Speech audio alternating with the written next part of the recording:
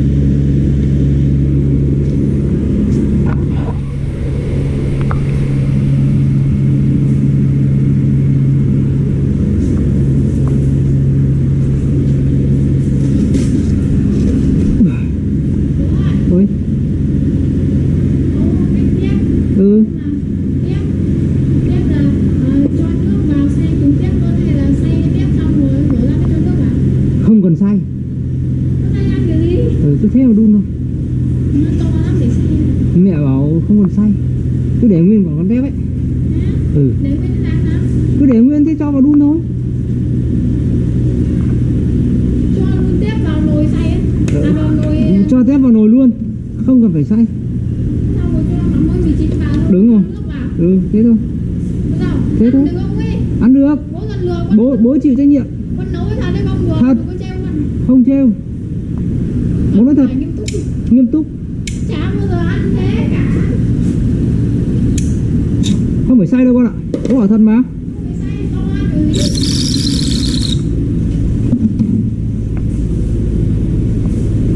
Yên tâm luôn. Uy tín luôn.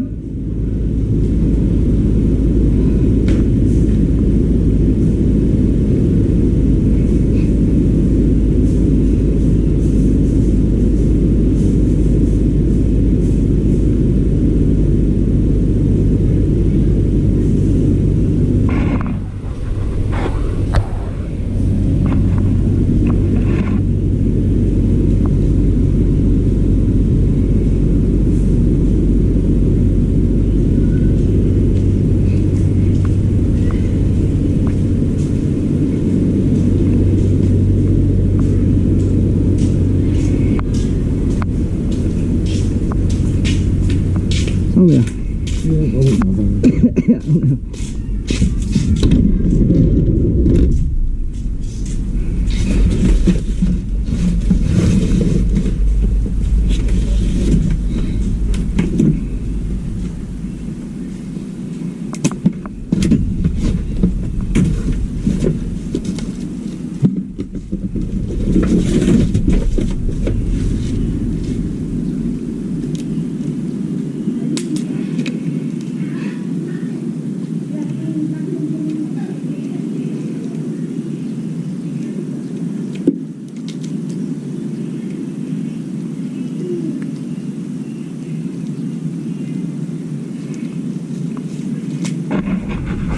Điện lạnh Minh Trung chào mọi người nhé. Hẹn gặp lại mọi người trong video tiếp theo.